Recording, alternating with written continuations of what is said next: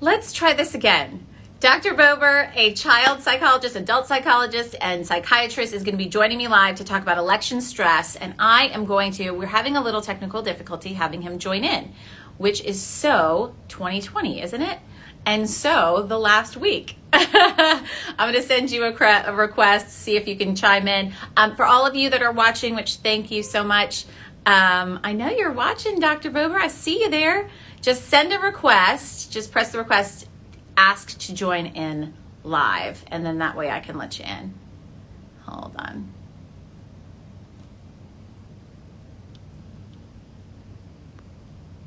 There we go.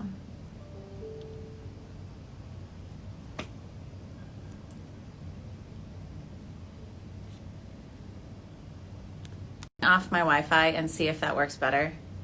Don't head home from work. Hold on. Oh, hey, Lydia. How are you? Well, thank you. You're so sweet. I have my own show On the Story, which we have been having to be off the air during this pandemic. We hope to work to bring this show back. So thank you so much for your kind words. And let's see here. Let's have... You guys, this is so 2020. I see Dr. Bober right there. For some reason, it's not allowing me to let you in.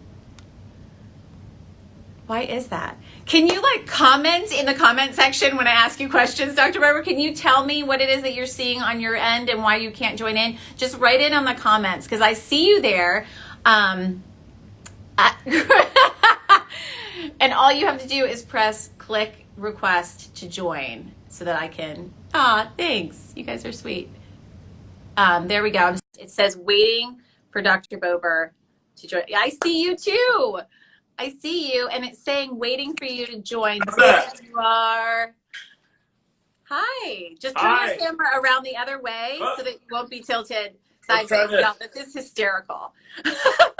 Okay, so I have the answer of what your election stress reliever can be. Just watch this Instagram live. Actually, it's Instagram stress. Technology challenged I am. Right. Okay, hi everyone. So I asked for you to come on because this is something that I'm hearing consistently from so many of my friends, from viewers, that the weight is killing them. That this has already been stressful going into this because it's been so heightened that some people are planning and preparing themselves to be so incredibly happy. Other people are planning and preparing themselves to be completely devastated depending on who they want their candidate to be. What's your best piece of advice when it comes to handling some of this stress? You know, it's amazing that our country has become so polarized and so divided. It's almost 50-50. But what I tell people is you have to give it a break. You can't be obsessively looking at your phone waiting for the numbers to come in because that just stresses you out and it's not going to change the outcome. What you need to do is you need to put the phone down, try to go outside, go for a walk, get into the nature and fresh air and try to de-stress from the election. Yeah, some of the things I was sharing before you hopped on that I've been doing is one, separating myself from it a little bit, but really savoring the time that I have with my family, like going to the zoo or just anything that can really help me focus on the only thing that matters, which is what you have, not what you do or do not have when it comes to and what you want. Right. And for those that maybe feel like, I don't know that I have that support system. I don't know if I have the friends to call or the family to reach out to. What advice do you have for them? You know, everyone always has someone. It just may not be as many as everyone else. But the best thing you can do is try to see people in person, obviously socially distance if you can. But if you have to use digital media and that's the only way, then that's what you do. Also, there's some very other important things that you can do. For example, getting enough sleep. Sleep hygiene is critical. Not having a TV in your room, not having your digital devices by your bed because we know that artificial light suppresses sleep. Getting exercise, keeping your heart rate up, making sure that you're on a schedule, that you're going to sleep and waking up the same time every day. And obviously connecting with the people that are important to you because that provides a sense of safety, acceptance, and stability. I think I mentioned this at the top of the Instagram Live, but in case you missed it, Dr. Bober is an adult and child psychiatrist and also a addiction specialist. So I think this is something that we're not talking about that much when it comes to our children, because they're watching us and our anxiety is always projected upon them. And it's something that, I mean, we always have to be conscious of, but right now it's more important than ever. So what advice do you have for a lot of parents out there that are doing this in front of their kids? Well, kids model their parents' behavior. So if their parents are anxious, it's going to make the kids anxious. So it's very important to instill in them a sense of safety and security and reassure them that one way or the other, that everything is going to be all right. And we know that with the pandemic going on, it's sort of a double whammy, right? People are already dealing with social isolation, economic devastation, the fear of being sick and watching their loved ones get sick too. So, people have a lot on their plate right now. The other thing that's really hard for people is we don't know when this will be resolved. I keep asking the question on air. I actually just came from set and I asked the question about 3 times, and I should know better. I should be like, stop it, Lynn. When are we going to know? When are the results coming out of Pennsylvania? When are we going to, hear this, that, the other? We just don't know. Every single answer is we just don't know. Americans have a really hard time with patience. Yes, as Americans, we have a little bit of a sense of entitlement and we need instant gratification, right? We want it quicker, we want it faster, we want it better, and we want it big. But, one of the most difficult emotions to deal with is anxiety. And what is anxiety? Anxiety equals what if. It's uncertainty. It's a feeling of a loss of control in your life and that you can't influence what's going to happen in your environment. So that's very unsettling for people. And the unknown is very frightening. One of our viewers here chiming in, asking the question, pre-election stress is one thing. What's your advice for post-election stress? If it doesn't go your way. As I mentioned, there are going to be people who are incredibly happy when the results come out, and then there are going to be people who are devastated. Yeah, well, you know what? You're not going to be able to please everyone. But, what I tell patients is try to make a gratitude list. Try to make a list of the things that you appreciate and that you're grateful for. Your family, your job, your health. When you look over your shoulder, there's always going to be someone else that has it worse off than you do. So really take comfort in the things that you have, because there's a lot of people out there that are really hurting. So many have said to me, I just kind of miss the America that we used to live in, the America of post 9/11, where it just felt like we were all together. Unified, right. And it didn't matter what your politics were, and you could actually go to dinner with somebody who had opposite views as you and you still enjoy the evening. It just feels so lost, and I think a lot of people wonder, what do we need to do to get back there? I think it has to start with ourselves. Well, I think, we're in this era right now of identity politics, where it's not just I believe this and you believe that, but it's become us and them. It's very tribal.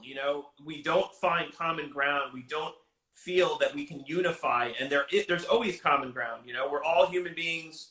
We all love our family. We all want the best for our kids. So there's definitely common ground there if we seek it out. How do we find it? I mean, I love the theory of it, but how do we put it into practice, especially when we may feel that way? I have no problem talking to anyone despite what their political position is. But then there are people who refuse to hear anything. They refuse to engage with people if they aren't like-minded. And what would you say to them? What I would say is I'm seeing this a lot in my patients. I'm seeing family members that won't talk to each other, friends that have become enemies over this. I think you really need to look at the other person and try to put yourself in their shoes and have a little bit of empathy and realize that just because someone doesn't agree with you and doesn't take the same position that you do, doesn't mean that they're against you. And I find that one of the greatest ways to elevate yourself is through altruism, service to others, giving, whether it's giving money, giving time. That is the highest form of existence when you're doing things for the people around you. And I think that really elevates people.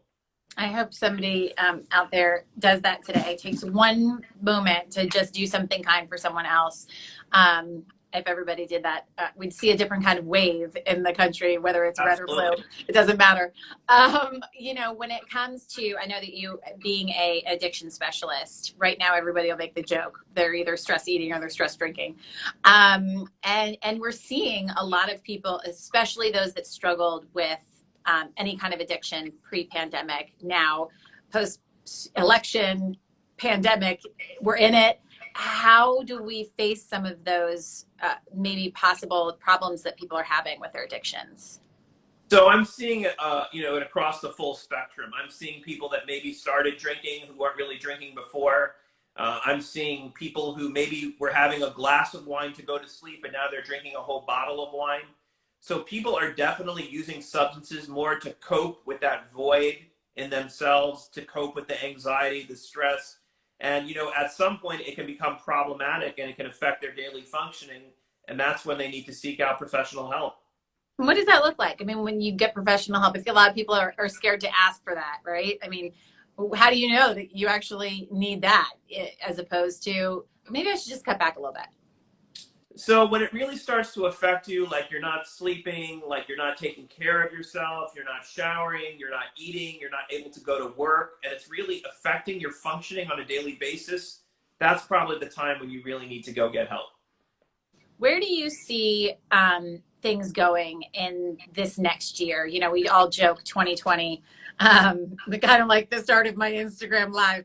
There just seems to always be something that gets you, right? I mean, there always seems to be something like a roadblock ahead. Do you have a positive outlook once this is resolved, once this is finally called one way or the other of where we're headed?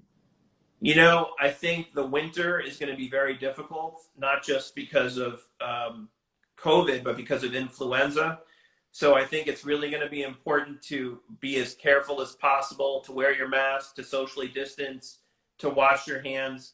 But I am optimistic that there will be a vaccine. I am optimistic that there will be therapeutics that can help beat this virus, and that as Americans, we can all unite and move forward together and support each other.